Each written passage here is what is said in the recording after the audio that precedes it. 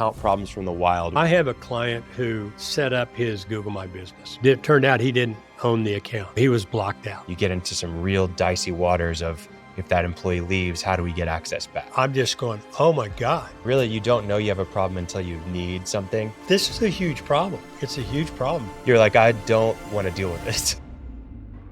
Expert advice, practical tips, real-life stories. Have less stress, more time, and more money in your business. Welcome to the Cashflow Contractor. What did you say you want, Martin? Just like what I'm talking about with you as Stellar, I want a freaking plan. You want a plan? Somebody says, here are 5 issues, Matter of fact, you want to write one up and put it on the website, you'll get it downloaded. These are the places where you need to make sure who the owner is, Okay. And then where can you find somebody who can tell you all that stuff? I know what a URL is. I don't know how to change my URL. I don't know if I need to change my URL. Love that you use the term URL. Let's dive in from this point. We'll include that in the episode.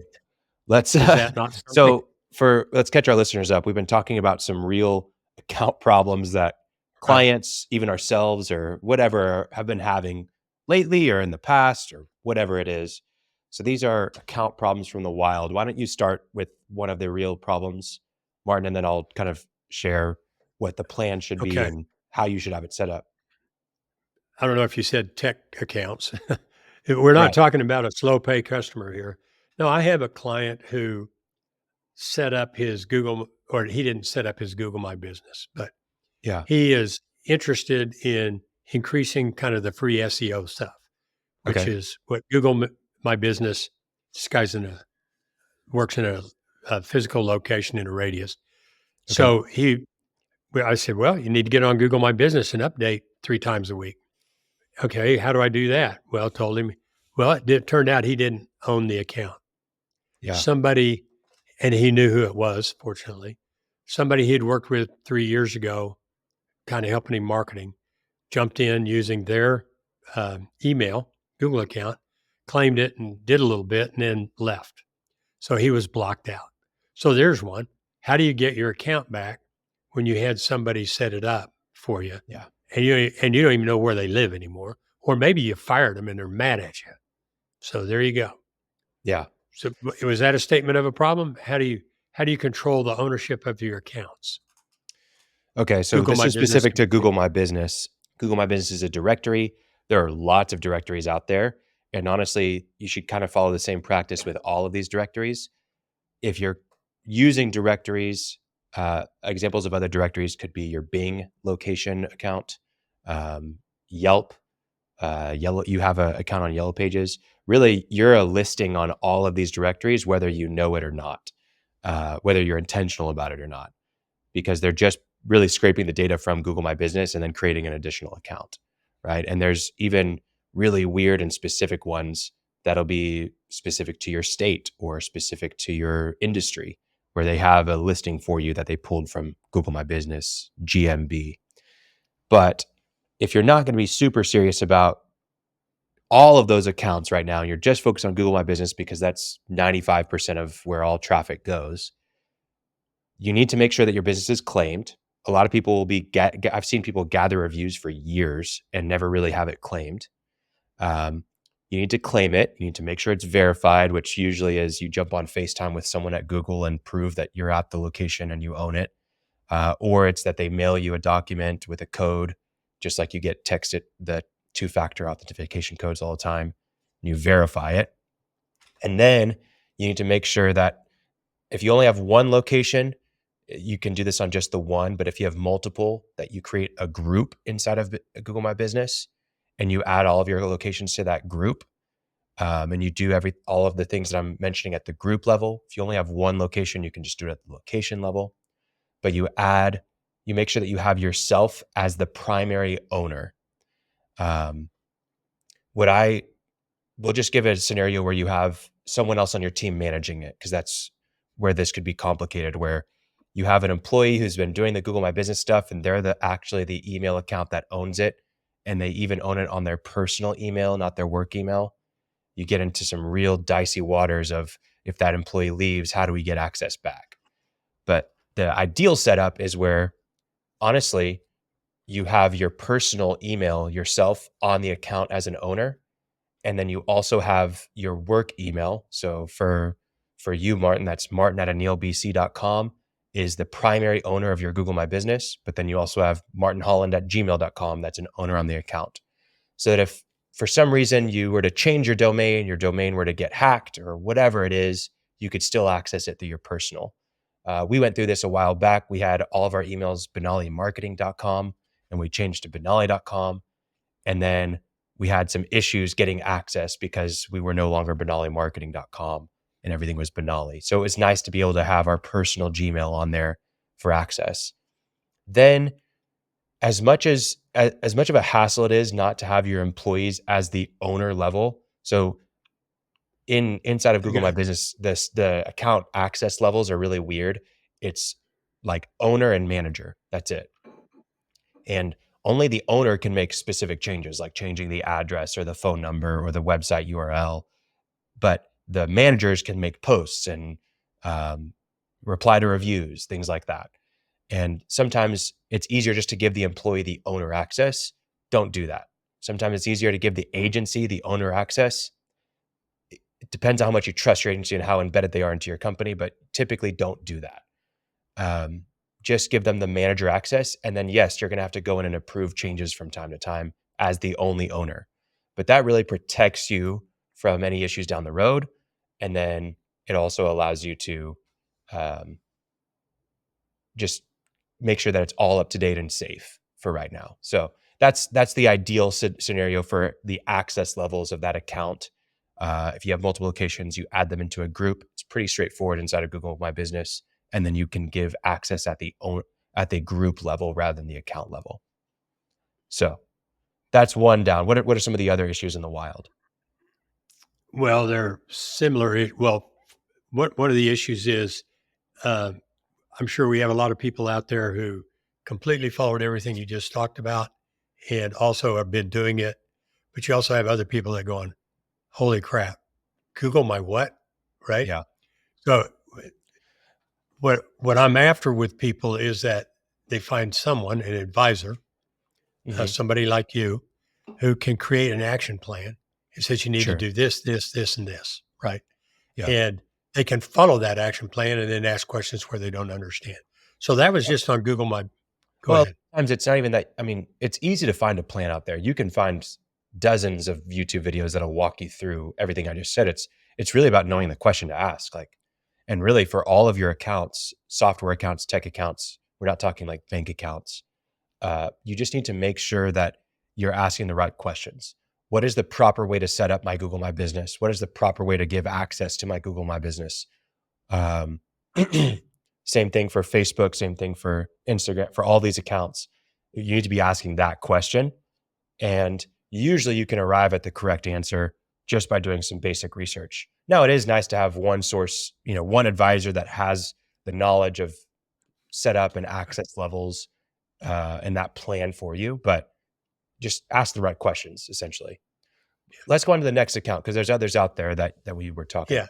Well, I mean, there are Facebook, Instagram accounts. Okay, so let's jump into that. Thing where you get confused between personal and you have to have a personal to join it with the business. Yeah. Those kinds of things that I'm aware of, but don't really know how to do. So depend on how deep you want to go inside of Facebook. Like, are you the one managing ads and all this kind of stuff? Honestly, Meta, the owner of Facebook and Instagram and WhatsApp, has really been a mess over the last several years. It's always changing. And part of the reason why I got out of that game a while back is just it was such a headache with all the changes they were making on their what they called business manager at the time. Essentially now you have your personal Facebook account, right? That is where you post family photos, friend photos, whatever it is. Typically, it started with you used to be able to just create a page and then you ran that page to your personal. That's really not the best method of doing it right now. The best way to do it is to go into the Meta Business Suite or Facebook Business Suite. And I think whenever you create a page now, it'll guide you in that direction. But if you already have an existing page and you're not doing this, And you're talking about page, you mean a business page? Is that Correct. So you have a personal it's personal? profile and then you have a Right. business page. There you go. That's the Okay. difference. So really what you want to do if you have had the page for a while and you haven't really set anything up, or you just kind of click into the page individually and make posts from there, or look at things in there, what you want to do is get it connected to the business suite. You can, if you Google the business suite, it'll pop up for you to where you can log in and connect your page. You can do it through Facebook by going to your page and then on the left side seeing business suite. Nonetheless, you want to access your page to the business suite. And it's important that you do that, especially when it comes to access. Don't give access to anyone through your business page.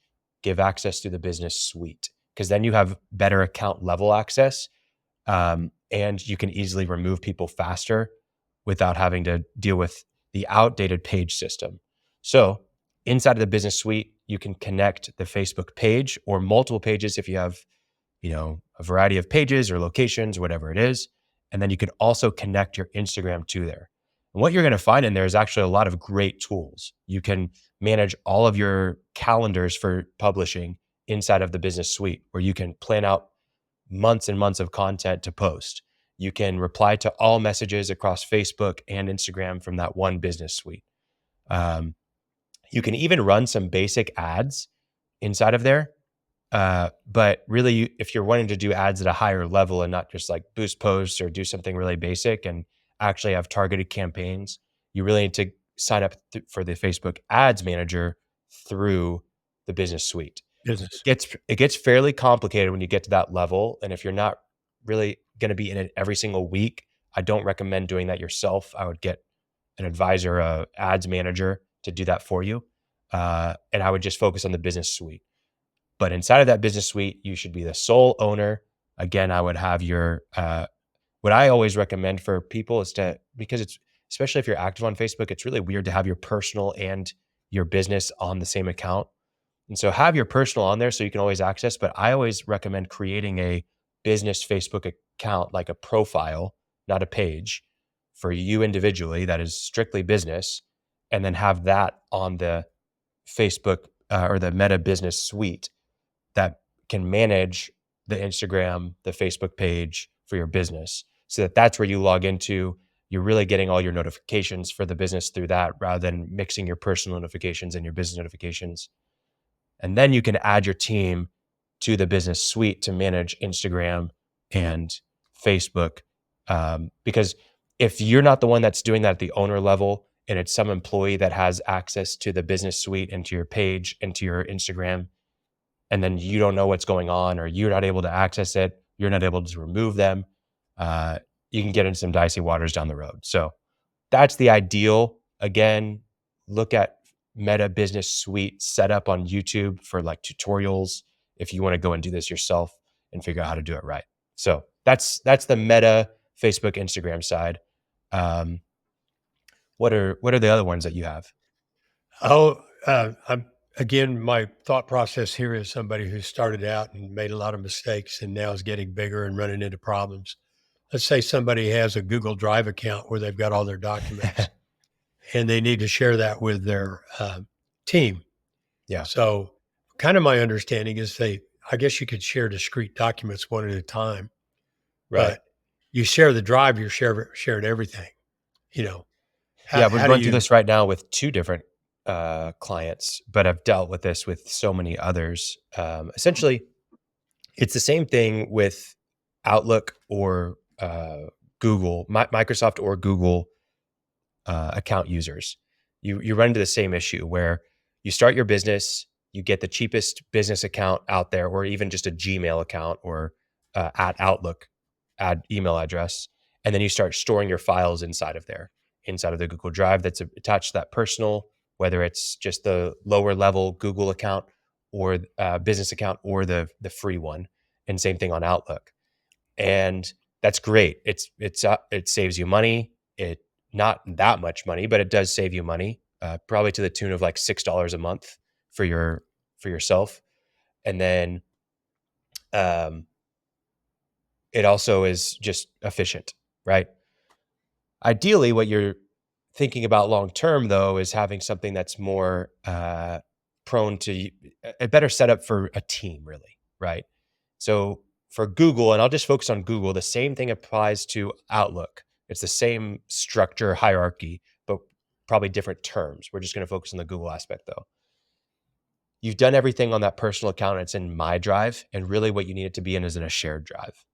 And what you end up doing inside of the My Drive, because it's the single drive that you have access to, you end up creating a lot of different folders. And then you need different people to have different access to those folders. And it kind of becomes a nightmare to manage, to figure out who needs what, and to even just share. Whereas if you're able to go the shared drives route, you can have multiple shared drives that have different account access levels for different people. And so, essentially something that you can do, and we're doing right now for someone, inside of the shared drives, you have a shared drive for operations. You have a shared drive for sales and marketing, a shared drive for administrative, right? And then in the admin side, you don't need any of your techs inside of there. That's just for you, your accountant, your assistant, whoever it is, can just access the admin side. So what you need for that is you need I think it's $12 a month now, business level Google Workspace account.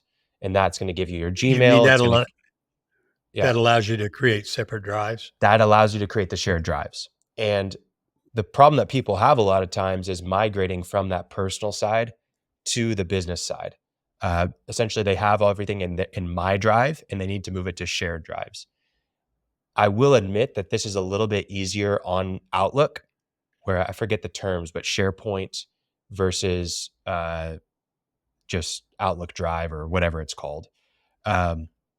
Because we're so used to downloading Excel documents and Word documents. Is that OneDrive? OneDrive, yes. OneDrive? OneDrive. So we're so used to having like an Excel document stored locally on our computer, or a Google or a Word document locally on our computer. And those file types are kind of native there. So all you do is you download it from the OneDrive, from your personal OneDrive account. You download all those files to your local computer, and then you re-upload them into SharePoint, and then organize them into the proper SharePoint folders or drives, whatever you want to call it. Basically, you do the same thing on the Google side. You download all those Google, and where it's weirder for Google is you're used to it just being in the cloud, right? You don't download those like a Google Sheet to your computer typically. So you have to download all those to your computer and out of your My Drive, and then you upload them into the individual shared drives. Question. Yeah. If you do that, you download it, and then you delete the files from your hard drive. Yeah. Are they going to go away in the cloud? Not if you, well, two things. One, you've downloaded them from My Drive, and so they're still going to be in your My Drive. So they're still in the cloud there. But then you're getting rid of, when you download them, you're getting rid of all the history and the updates.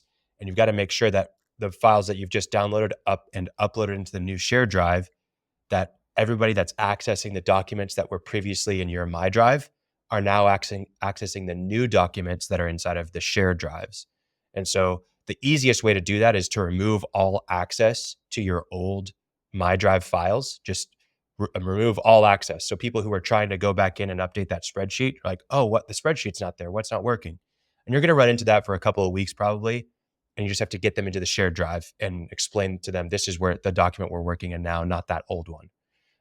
So that's essentially how you would set it up. And then you can change the user levels for each of the individual shared drives so that they can just go in there, and that's the one place they look for the files they need.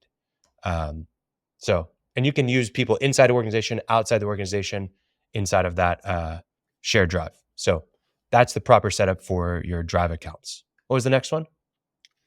Well, there's one I've kind of got about delegating emails. So you've got somebody coming in and taking a look at your emails. VA, hopefully the trusted sidekick, Yeah, so this is a common misconception, right? Like, you're going to hire an assistant and you want them to manage your email for you. You want them to see what's worthy of your time and attention, what they can handle on their own, You want them to be able to sort it and filter it and label it so that you know exactly where things are and you stay organized, that you keep a good archive of all of your emails for future reference. But you really don't want to give them your login. And a lot of people don't know that you can actually delegate. It's called delegating email inside of Google. I forget what it's called in Outlook, but it's the same thing. And essentially, you don't give them your login. You just give them access to your inbox by going into your inbox settings and delegating the email so that when they're in their Google email account, they can switch accounts to yours and then they just see your inbox. They don't see anything else.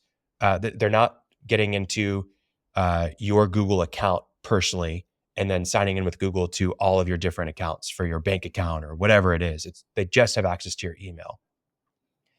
But there's still some things that people run into with like, well, I do want them to manage my email, but there's some of that stuff that I really don't want. I don't want them to see my credit card emails or my billing emails for different software because I don't want them to understand kind of the dynamics of our finances to that degree, right?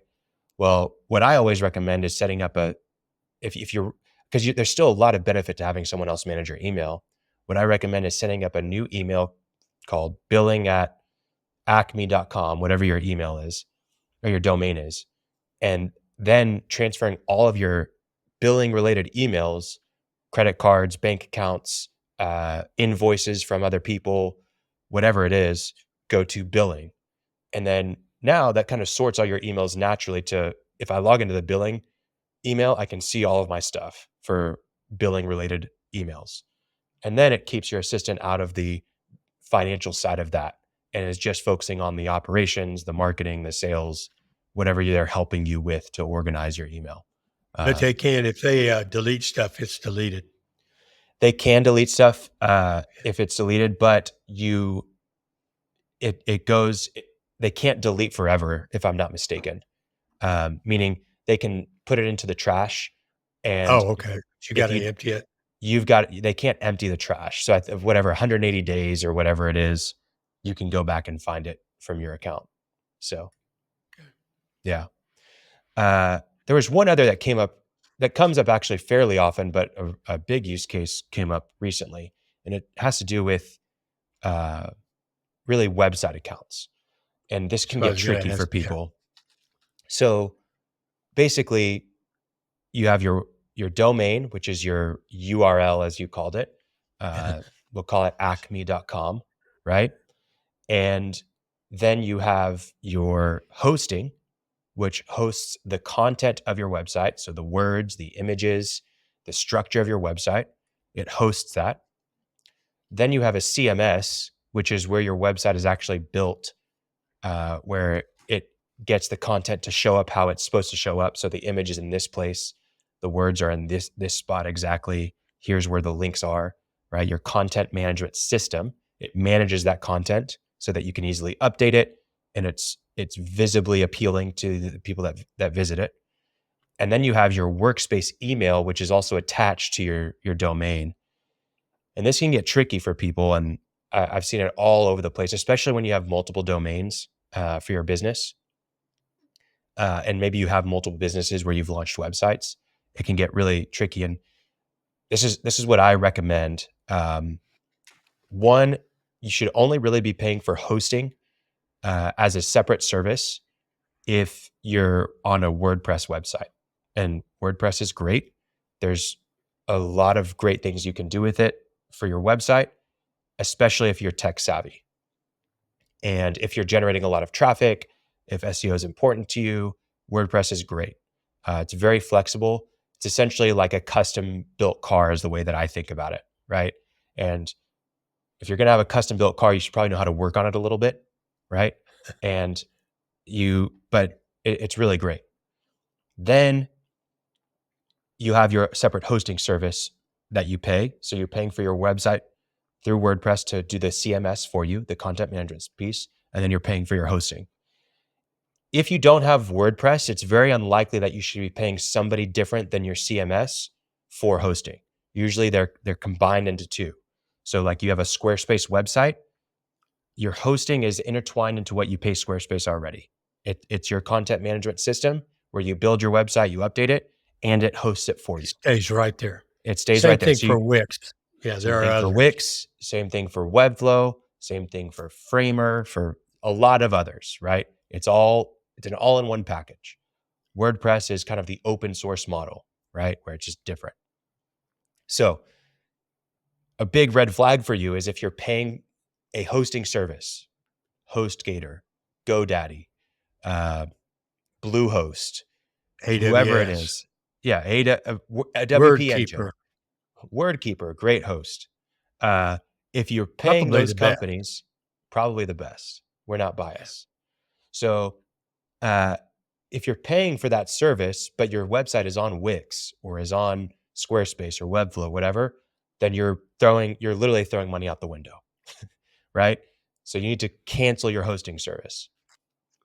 Now, this is where it can get it. And then, sorry, the only time that you would be paying GoDaddy, right, is if you purchased your domain through GoDaddy, and that is going to be your domain management system, right?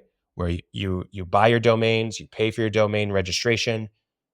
That's okay to pay GoDaddy, but don't pay them for hosting, right? So that's where that lives.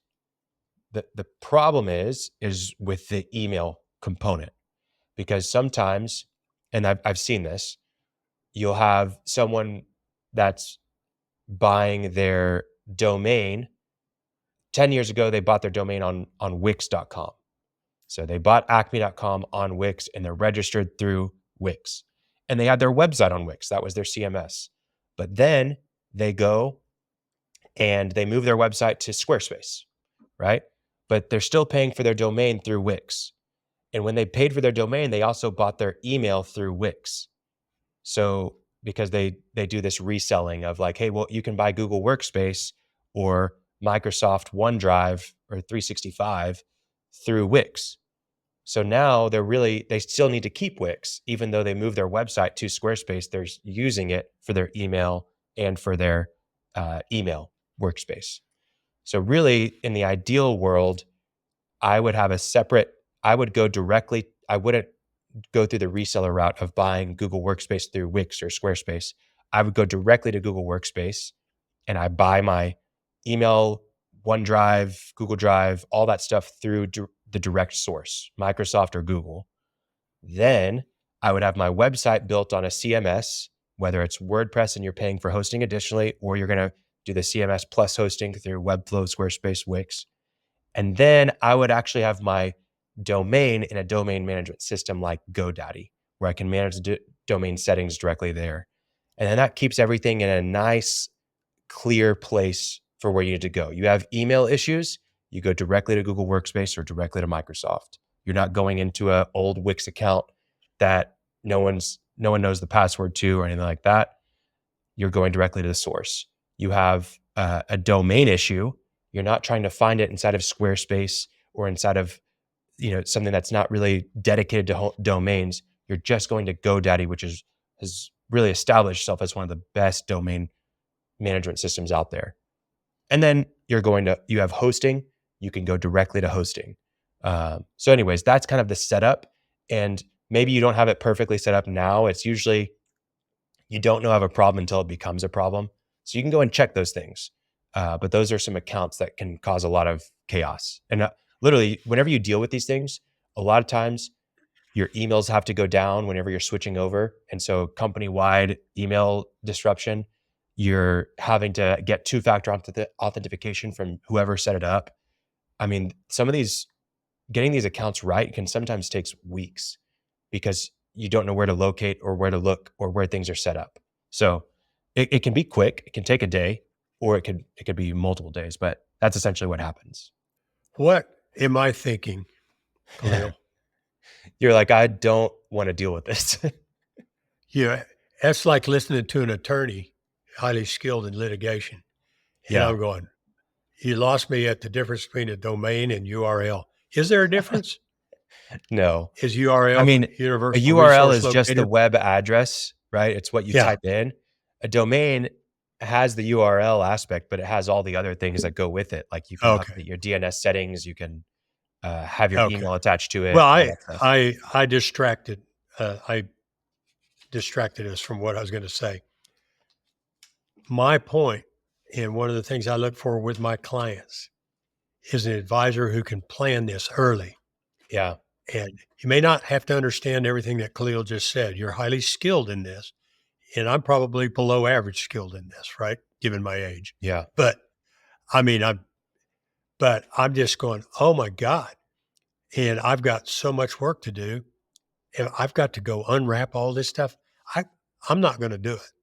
Yeah. So I'm looking for how to identify the Khalil, and maybe it's the Khalil. Maybe that's not really what you need. Sure. I need a plan and somebody who can execute on it. If we do it early enough, which would be up to good coaching with somebody early enough that we haven't made all the mistakes we got to unwrap. Yeah. But if we're unfortunate and we've already got unknown people have the keys to the vault, all that kind of stuff, what do we do about it to get it organized?